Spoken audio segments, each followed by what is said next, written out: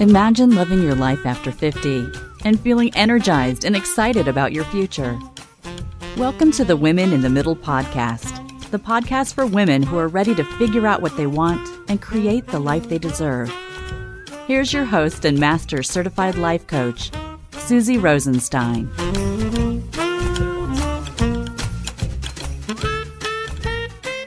Hey there, in today's episode, we're talking about everyone's favorite topic, farting after 50. Let's go. Welcome back to the podcast Women in the Middle with over 1 million downloads and counting. I'm your host, Susie Rosenstein, your master certified coach and midlife mentor, and I am so glad to be here with you again. Now, my guest today has a lot of good stuff to share, and I haven't yet addressed it head on in the Women in the Middle podcast, so I'm delighted to have her join us. There's so much stigma about this topic, and you know, we're all farting. I know we're doing it. All the cool kids like you are doing it, so we might as well dive in. But just quick, there are 2 things I want to tell you before we get started. First, you know I'm a major whale enthusiast. I mean, you know, I talk about it all the time on the podcast. There have been episodes, there have been blogs. It comes up as my passion, you know. So if you love it whenever I talk about whales and whale watching, you're going to love the new blog and whale watching guide that just came out that's all about more mindfulness while you're actually whale watching. So just go to my website at www.susierosenstein.com and click on the blog tab and you'll see it there, or you can search for it. It's called More Mindfulness While Whale Watching in Midlife. I'll also put the link in these show notes. If you're going on a whale watch, or if you know somebody that is going on a whale watch, you know, it makes so much more sense to increase your mindfulness so you really get everything you can out of that amazing experience. Okay, second, I have a new opportunity to tell you about. I have a new sister podcast called Women in the Middle Entrepreneurs, and I'm currently looking for guests. So if you're a woman in the middle who's 50 plus and also an entrepreneur or business owner who's actively dealing with navigating around classic midlife-related obstacles and challenges while you're trying to run your business, this new podcast is especially for you. If you're interested in learning more about how to be a guest, head over to www.midlifeinterviews.com and apply. There's lots more information there so you can see if you're a good fit for this show. Okay, my friend, let me introduce you to my amazing guest on the podcast today. As I mentioned, this episode is about farting after 50. Yep, I said farting. And what that means is that it's all about gut health. My guest today is Bonnie Wisener. Bonnie's a nutritionist and well-known digestive health expert. She's helped hundreds of people all over the world get to the bottom of their chronic digestive issues so they can live their lives without the discomfort, embarrassment, and inconvenience of persistent symptoms like chronic constipation, gas, bloating, and heartburn. In her clinical practice, she helps clients discover a healthy balance that's right for them. She believes in the power of food to help optimize our health and improve the symptoms of disease and illness by addressing the root cause. She helps clients by developing sustainable, realistic nutrition and lifestyle plans based on their individual needs. So if you're ready to shine a spotlight on all of the tootin' that's going on and actually start to understand what is going on better, why it seems to be getting worse in midlife, and what you can do about it, get ready because we're going in. And you got to know how tempted I was to put a farting sound effect in the podcast at this very moment, but I resisted. I don't know. I thought it might be a little over the line. I mean, I don't know. Let me know if you think I should have put a farting sound effect in here. But anyway, you don't even need the sound effect. We're going to have fun. And we're going to learn some good stuff. So I know you will enjoy this episode. Hi, Bonnie. Thanks so much for joining us today on the Women in the Middle podcast. Hi, Susie. I'm really happy to be here. Thank you for having me. I am very much a woman in the middle, so I'm excited to chat with you today. Yay! And I can't even tell you how excited I am to talk about farting after 50. Because come on, girls, we're all doing it. It's about time somebody's fessing up to this. I talk about this all day, every day. So I'm thrilled to have this conversation with you. Well, I am with you. I am with you. Okay. But before we get into that topic that I know everybody really wants to talk more about, you know, around here on Women in the Middle, I love talking about your journey to becoming an entrepreneur. what was going on for you in your 40s, and then how we moved it all forward that you've become a farting after 50 expert. And of course, it's gut health, but So tell us all the things, Bonnie. Okay, so this is one of the things that actually attracted me to you and to your podcast and to the work you do, or the special area that you're interested in. So I was actually in my 40s. I had children, my first child when I was 34, 35. And so by the time I have three daughters, and by the time my youngest was ready to be in school full time, I had contemplated going back to work. So I was very fortunate. I was able to walk away from a marketing / ad industry career that I had been in for 13 years. I loved what I did, loved it, but it really wasn't fitting my lifestyle with three young children. And so I was fortunate, like I said, to be able to walk away from it. But I wanted to point out that I walked away from something I loved. It wasn't walking away from something that I was happy to walk away from. Right. Anyways, right. I also love being a stay-at-home mom, but since we're all, entrepreneur chicks here, I will offer full disclosure and say, even during the time I was home, I actually did sort of start up small businesses and things along the way. So I think I always had that in me. When my daughter went back to school, my youngest, I thought, okay, now's a good time to actually dip my toe back into something, as I said, that I really, truly loved and had become quite accomplished at. And unfortunately, a couple of things happened at that point. I found that my confidence was different. The industry had changed. If anyone's familiar with the ad industry, it's a young person's business. It's not really for even people in their 40s, truly. The hours are insane, like all the things you classically think of when you think of the ad industry, like from Mad Men or whatever. A lot of that is actual.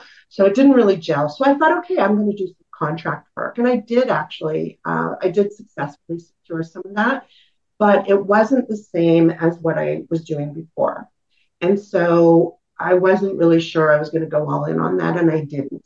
You know what? Hang on one sec. I just want to pick up on what you said about not having as much confidence.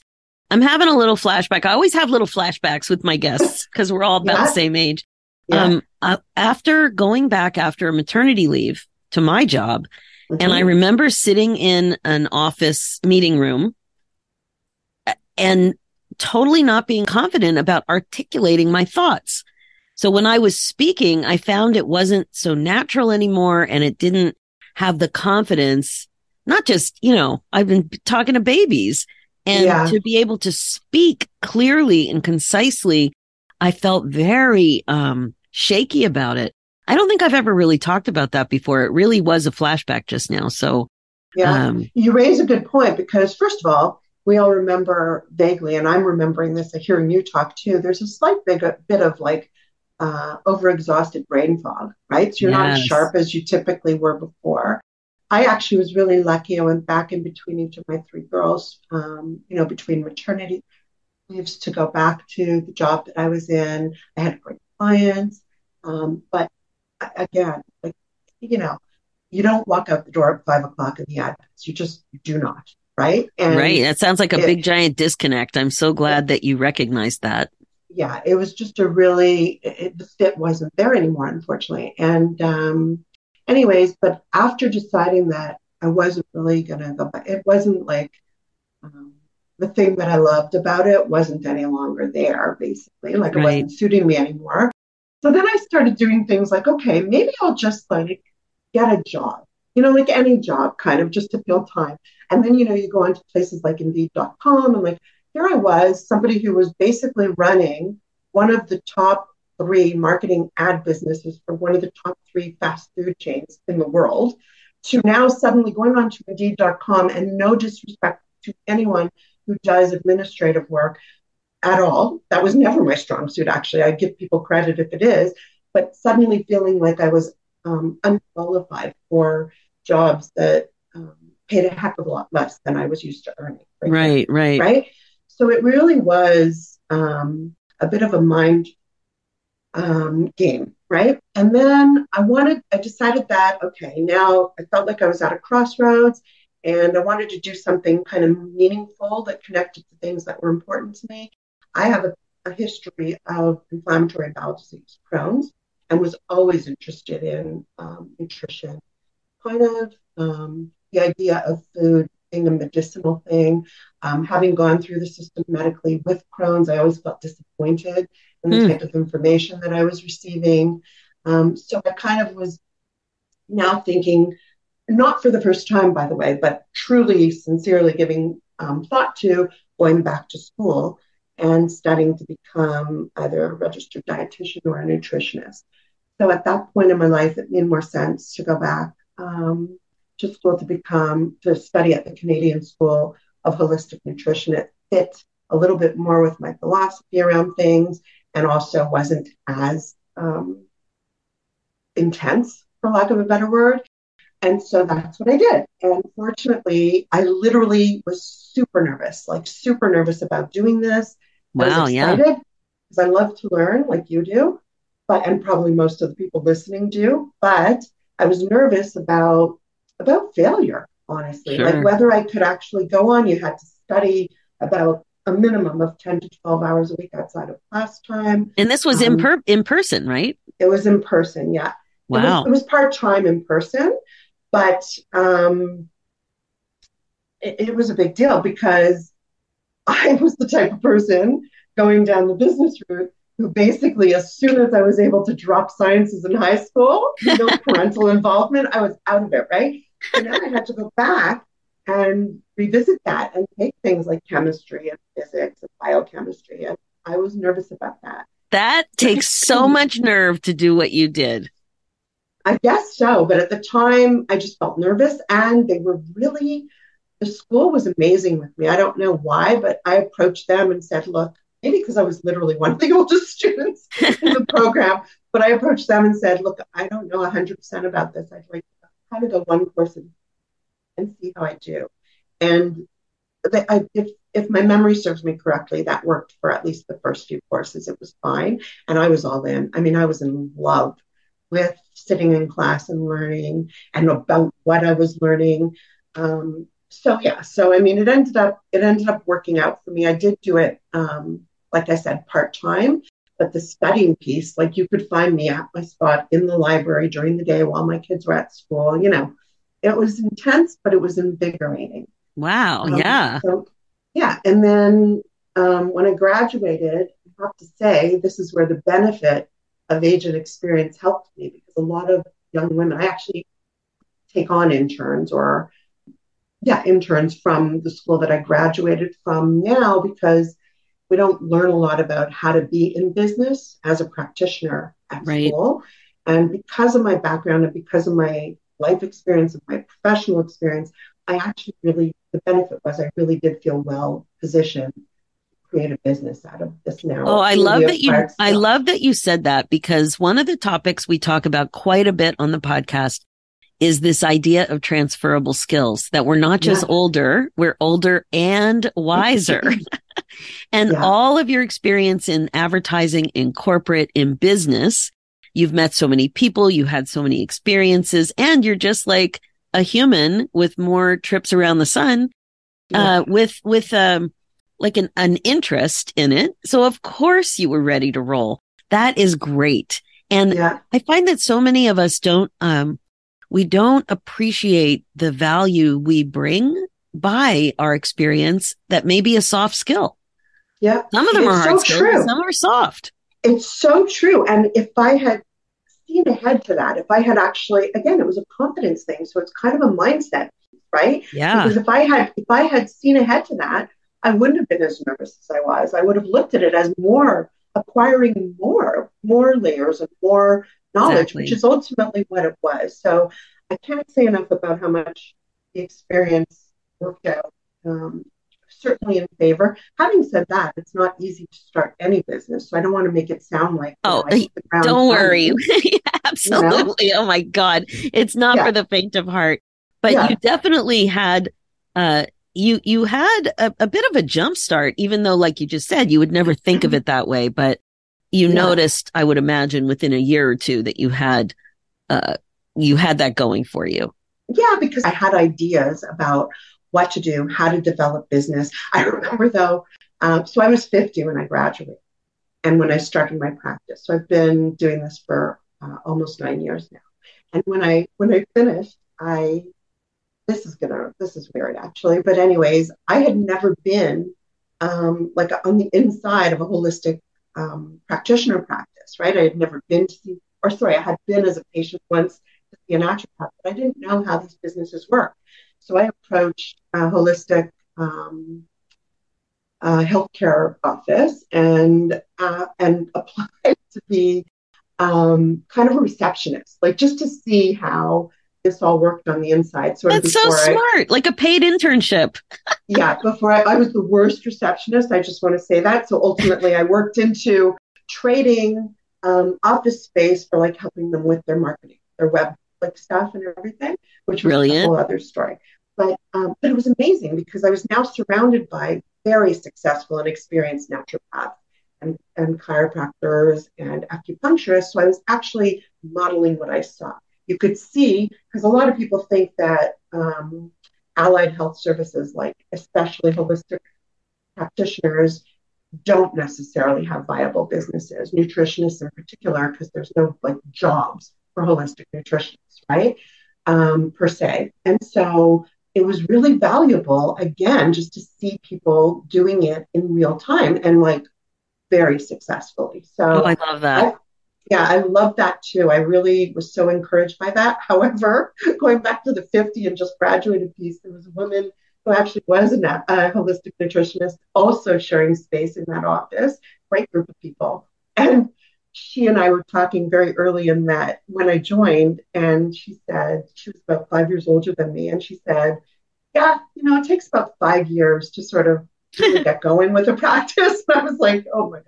Anyway, she wasn't wrong. She wasn't Exactly. I know. wrong. It takes Yeah, time for so sure. that Well, was me. I love that story. And now, how would you describe the number one thing that kept moving you forward to grow in that direction?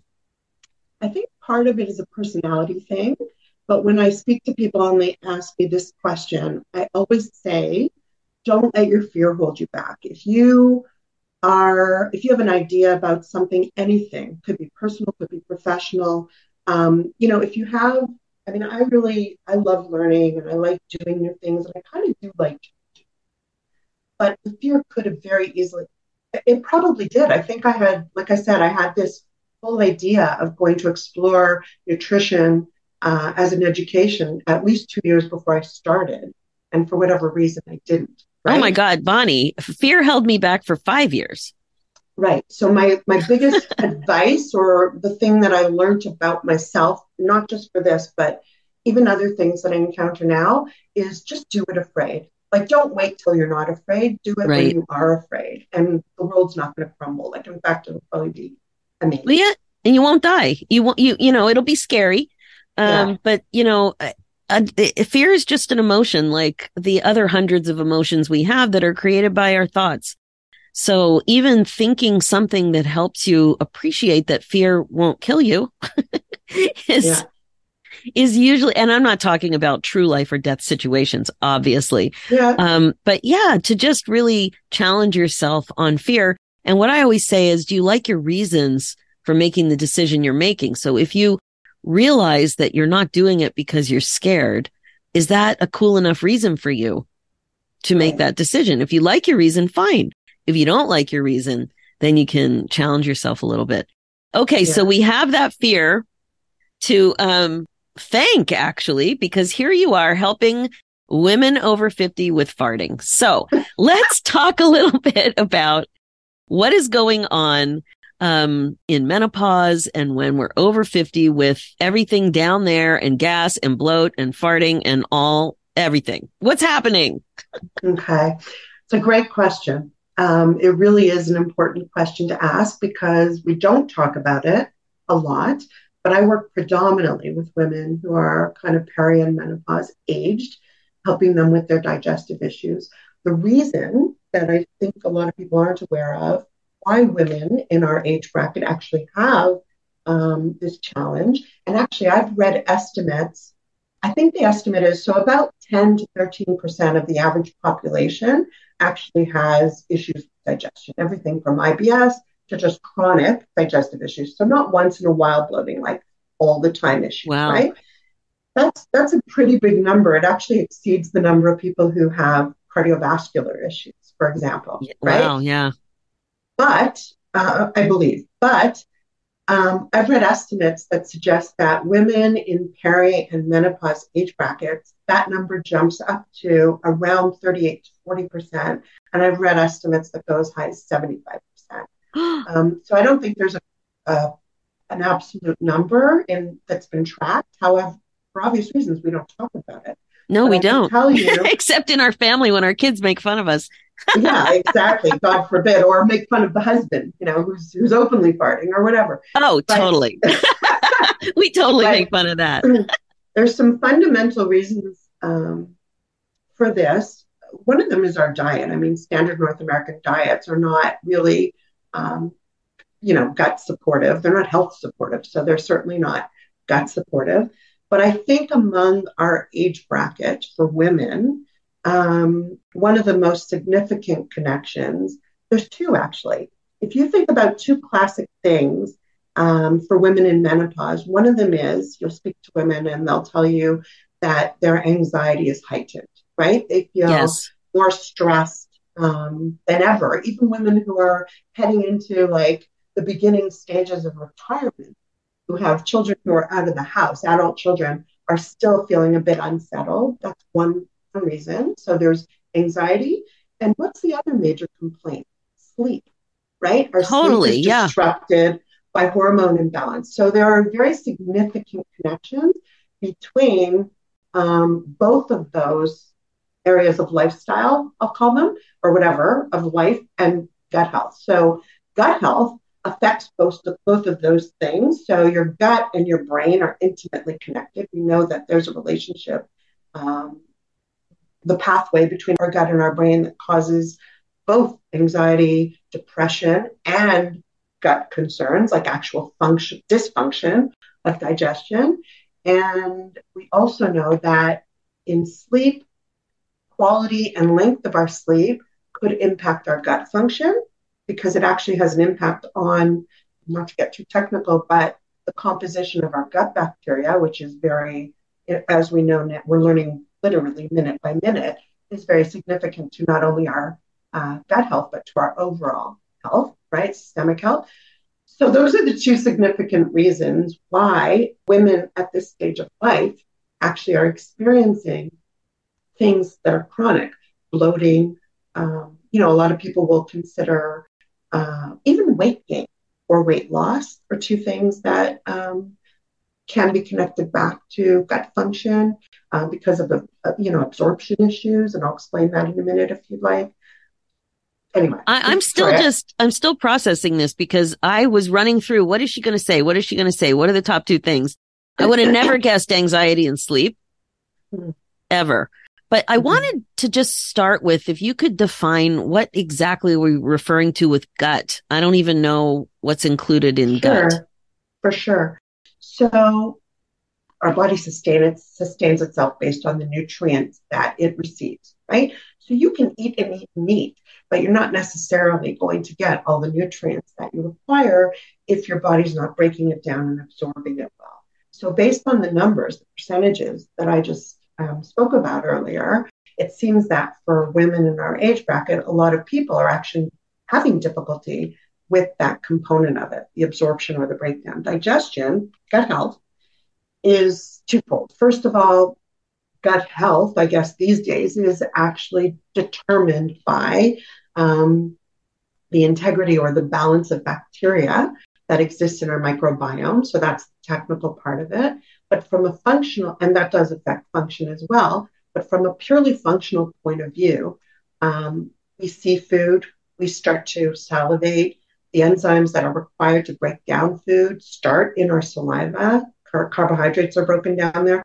Digestion is a cascade. So every step, like an assembly line, every single step has to be working in functional order in order for things to happen properly and for us not to experience these symptoms.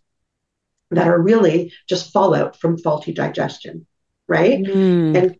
And so, like gas, for example, because we did promise Oh, everyone's yes. titillated because we want to talk about farting, right? I mean, a lot of people definitely are challenged by the bloating gas. I mean, both of those are just air traveling up and down, and they can be. I mean, that can actually happen for so many reasons why we might have gas, fermentation, because things, timing, so things might not be happening in that digestive cascade in the right time frame. So food sits in your stomach, ferments, you might not have enough stomach acid to break down the food. That's one reason that could happen. There are numerous reasons why this could happen. But going back to what I was talking about regarding, let's even talk about, I think, the stress component, right? The anxiety and stress component. So, and at this stage of life, there's so many wonderful things that happen. But as a woman, for example, my age now, who has three young adult children, I never would have imagined that my concerns for my three young adult children in some ways exceeded my worries for my three toddlers, right? Like no one who Exactly. would imagine that. But parents are parents, right? So, and then, of course, transitioning out of or into new careers. A lot of women at this stage feel less valuable in their careers.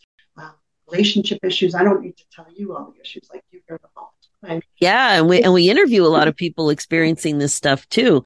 And I guess Right. the other thing with menopause is there's just so much that most of us don't understand about hormone changes in menopause and these spin-off things that may or may not be related to that or to just aging.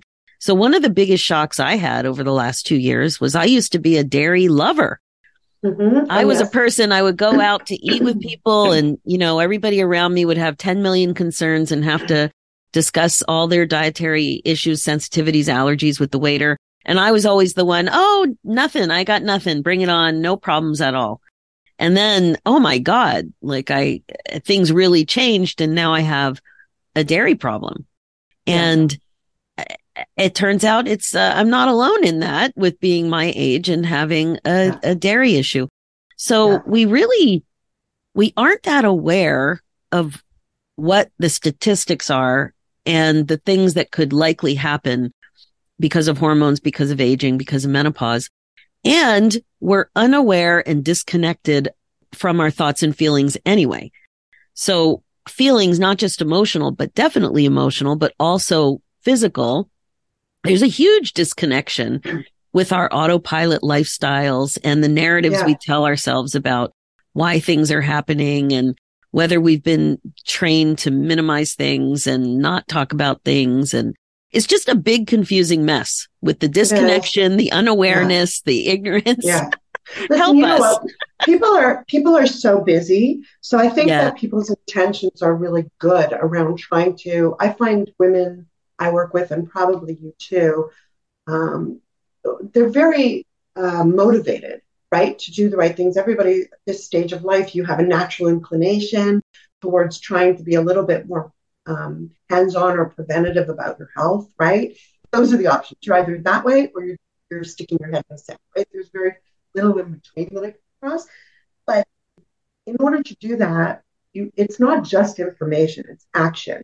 And some of these things have to do with habit change, which is very, very difficult. And it is more to do with mindset. You can Google till you're blue in the face and get a lot of good information, right? But I want to actually go back to a couple of things we just talked about for just a minute. So just regarding the dairy, that could be a result of a few things. It could be a result of digestive insufficiency. So we have enzymes that serve us that naturally occur in our body specifically to break down certain foods.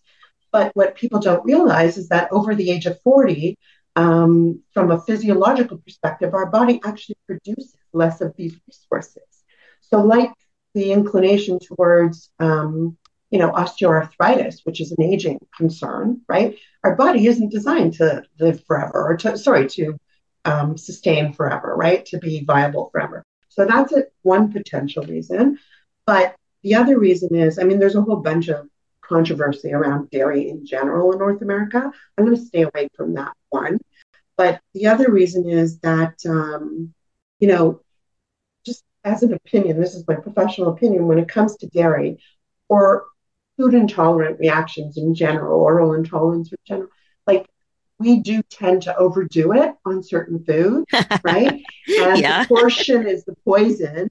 And dairy is like, for sure, a North American's laziest protein choice, right? Yeah. So I think that's partly also, Oh, come not on. the only, Cheese is I know. heavenly. Well, And it's a bit addictive for I sure, never right? imagined I wouldn't have cheese in my life. That was the hardest thing for me. Yeah, And the dairy substitute cheeses really aren't, they're not great. no, No. they're not But great. I wanna connect that, the oral intolerance is what we call it, also to other reasons that could be happening. In your case, though, you may have decided for yourself, Susie, that you've noticed it specifically with dairy. But very often, the women I work with have been through like they're literally turning themselves inside out, trying to figure out which foods are creating their symptoms. And very often, it's not the food. And so, just to delve into the other piece I wanted to return to, which is the idea of the connection between stress and the impact it has on digestion. Mm, Our bodies are designed in such a way, our nervous system is designed in such a way that when we are under duress, when our body is in sympathetic stress mode, by nature, by evolutionary nature, it downregulates digestion as a function. So all of the things that need to happen, remember I told you about the cascade? mm, All of the things that need to happen to help your body break down food, if you're doing it while you're engaged in stress mode, you're going to have suboptimal digestion. And if you have suboptimal digestion, you may not be accessing the enzymes required to break down dairy, as an example, and therefore having a reaction, right? So I just wanted to sort of tie that together, but to bring it back to, for anyone listening who's interested in the menopause connection. So this is interesting. You could think of yourself as a cool cucumber, but the fact is that when we are going through hormonal transition through menopause, very often estrogen naturally drops in relation to progesterone increasing, but more importantly, estrogen drops. When estrogen drops, the way that our physiology reacts is cortisol increases. Cortisol is one of our stress hormones, as you know. When cortisol increases, it signals to our nervous system things are not so cool.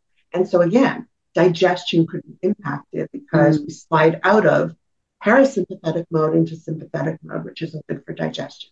So, there's a lot of implements that one can, like, sort of like insurance, do certain things to try and combat that. We can't deal with the physiological impact of what I just said in a 24-hour period. We're not going to solve it, right? It's a more long-term initiative.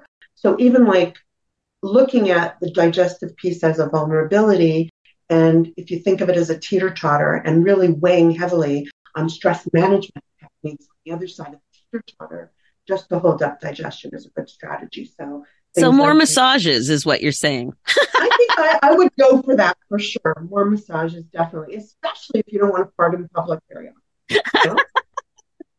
So I know that you've got a freebie, which is awesome, called 5 Tips to Improve Digestion Now, a guided 5-day email series to help women struggling with chronic, uncomfortable, and embarrassing, which is most likely the gas part, digestive issues.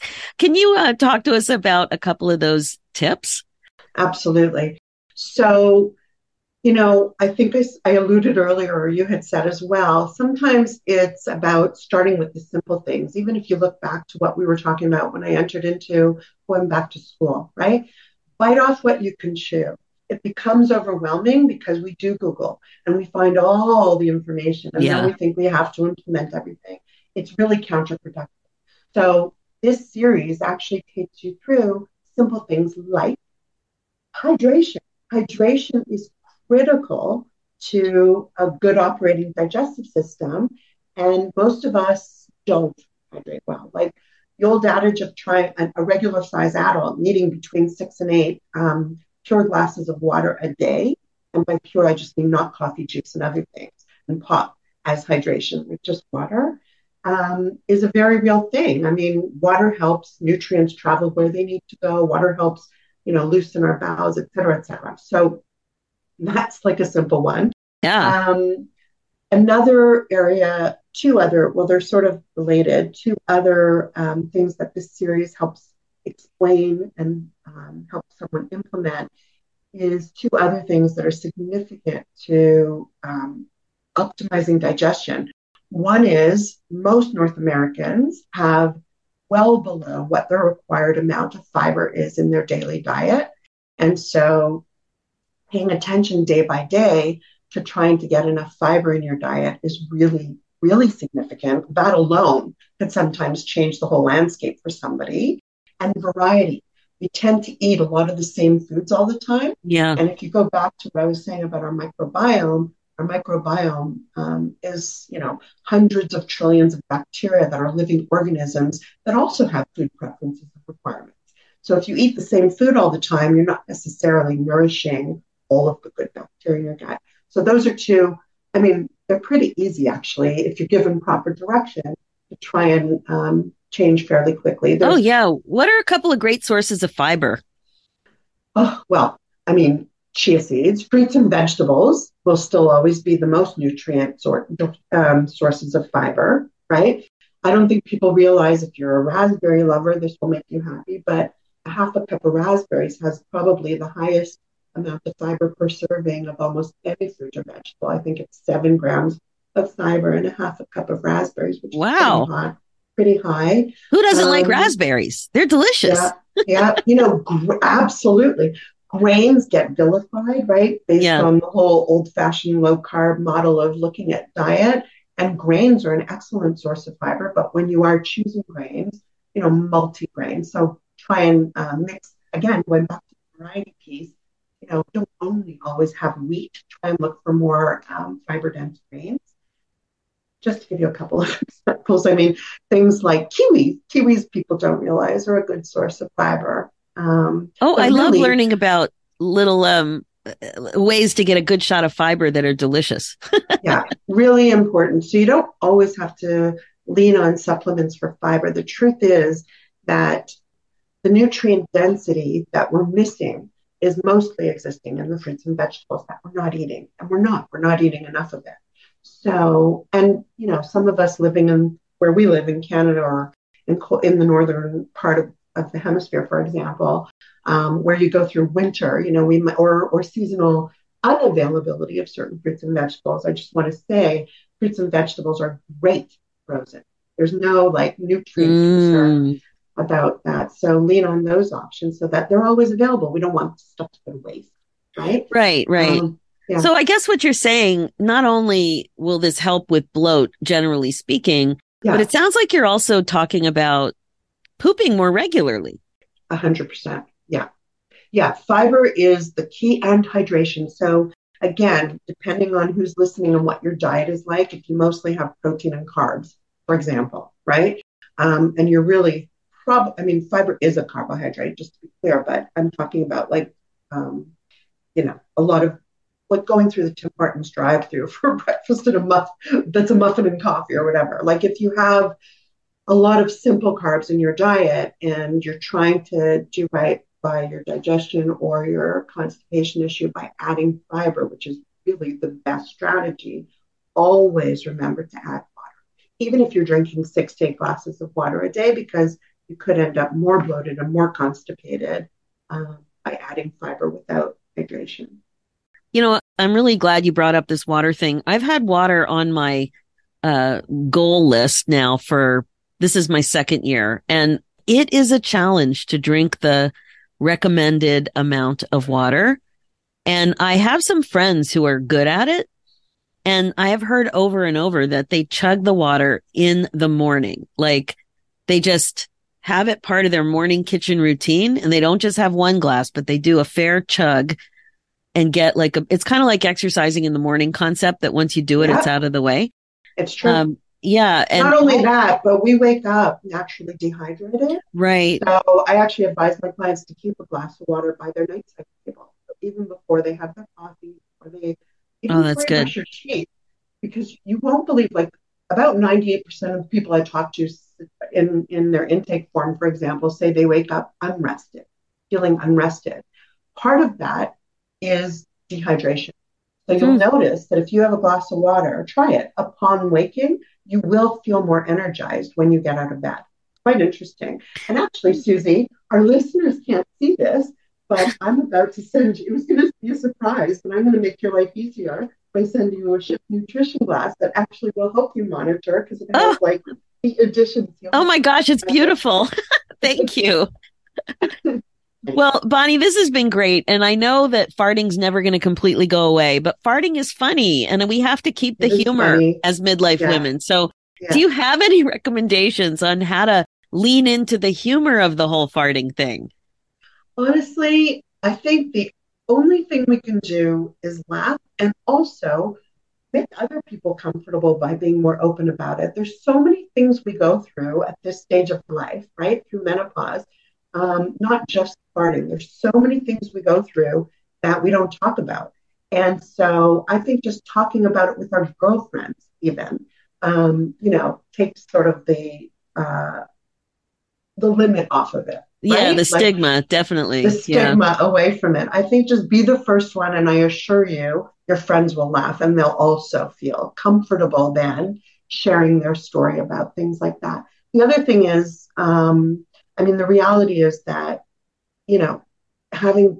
consistently having gas and stuff, and, I don't want to belittle it into nothing. The truth is, it is suggestive of the idea that there is something potentially going on that could be more connected to your overall. So I really, I'm serious when I say it's best to try and look into it or seek out a practitioner who could help you figure it out, because the reality is that if for example, you're someone who is farting, but you're struggling to lose weight, right? If your body's not accessing nutrients and maldigestion is one of the reasons why it might not be, you're constantly going to be hungry, right? So you're not going to be able to curb your appetite. Anyway, not to go back to the serious. No, I'm glad you did, because I guess a fart is like a pound, like it's a clue. So you have to look at it as data and keep a sense of humor about it. And, you can always, lead with, do you want to pull my finger? Exactly. But connecting back to the talking about it part, nobody would know that even unless we talked about it. That's hilarious. You're right. I can't see bringing up farting as a topic. I would do it. But if I had to fart in a group of anybody other than my family members, it just would not happen. I would run out someplace else far away, or I would just, I would just be in pain. Besides the embarrassment, there's the smell, there's and a lot of all of it. People walk around cramping because they're holding, and it's a mess, right? It is a mess. Yeah, we gotta stay outside. Well, Bonnie, thank you so much. Where can people get a hold of you, especially to get this 5 tips free guide? So if you go to my website, www.bonniewisener, Wisener is WISENER.com, you can find a link to sign yourself up automatically for that information for the guided email series. It also comes with a suggested 7-day meal plan, gut-friendly meal plan, which is awesome, and recipes. But the other place I hang out a lot, and I invite anybody who's struggling with digestive issues and wants credible information to join me there. It's a free Facebook group called Shift into Healthy Habits for Digestive Health. And I would love to have you there. Actually, throughout the month of March, every month they sort of focus on a topic of concern or support. And throughout the month of March, we will be focusing on sleep. And so there'll be lots of tips related to getting better sleep. And the last place, I guess, is I have a love-hate relationship with Instagram, but I'm at Shift Nutrition and Instagram as well. And I would love to see anybody there. Okay, that is great. I'm going to put all those links in the show notes, of course. And if you're listening to this at a time that is not near March, don't worry, because there's always something fun going on in the Facebook group. Bonnie, thank you so much. I mean, I know we're making fun of the whole farting thing, but it is serious. It's embarrassing. It doesn't, make you feel good about yourself. And, And it happens. And so I want, as usual, all the women in the middle listening to know that you're not alone and to have as much fun with it as you're comfortable. There you go. That's it. Thanks so much, Bonnie. Thank you. Okay, that's it for this episode. Well, there you have it, my friend. We all fart. So are you up for the challenge of talking about it more?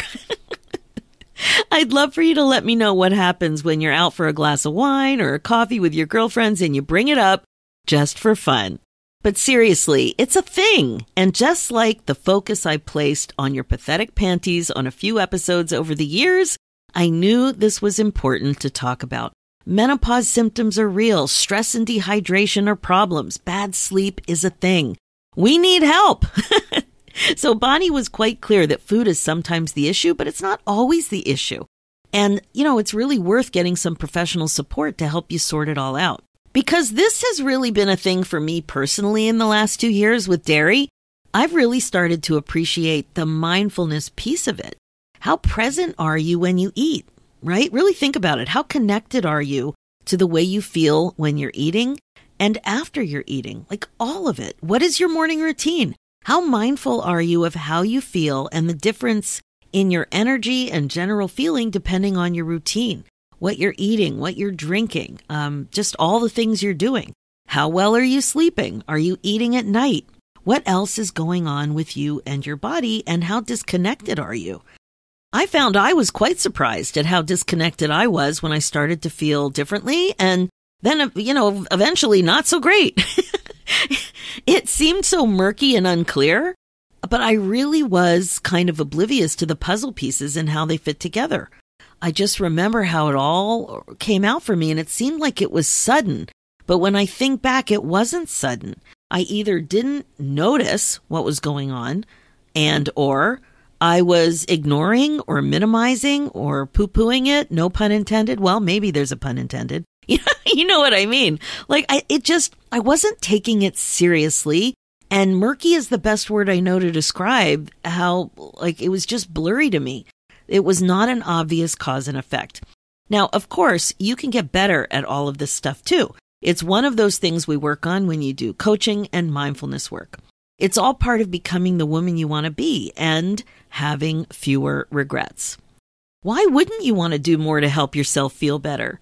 Like so many other things in your life, when you practice being more aware and mindful, you're really empowering yourself to take your personal power back, one thought at a time, and in this case, one fart at a time.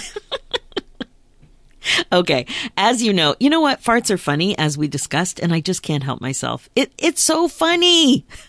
But anyway, like I was saying, this podcast, it is about bringing some humor into your life about these serious midlife issues. But it is really all about how to love your life again after 50, how to love your life more. It's all about coaching you to be more intentional and to incorporate mindfulness into your life as a regular practice. And mindfulness is the key ingredient to regret-proofing your life. This is how you put yourself on your agenda, and it's really how to grow forward. So, as you know, my focus as your midlife coach is to help you get unstuck, clear, and excited about your life again. So, being stuck doesn't mean you have to be completely immobilized, right? You don't need to be like as if you were stuck in mud. It could just be that you're not where you want to be in your life in general, or your business perhaps. Or maybe it's the intersection of the two. Another common reason you might feel off is that you're just too darn busy and you have no work-life balance. The bottom line is that you're meant for more and you don't want to waste valuable time. So if you're ready to make some important changes and want to be way more clear about what you want and how to get there, I can totally help. You just have to learn the skills to move forward and regret-proof your life. And you can do that with some masterful coaching, a top-notch curriculum, an infusion of creativity, and a warm, fun, and awesome community of like-minded women. I would love to help you create the success you're craving. That's why I created the Women in the Middle Academy. You can absolutely be more fulfilled than ever before. So email me your questions and let's talk about it. Go ahead and book your momentum call at www.womeninthemiddleacademy.com. For show notes and links, head over to www.susierosenstein.com and click the podcast tab and look for episode 297. And if you're interested in applying to be a guest on my new podcast, Women in the Middle Entrepreneurs, head over to www.midlifeinterviews.com and apply. Thanks so much for listening. It's time for you to put yourself first, one thought at a time. I'm Susie Rosenstein, and I'll talk to you next week.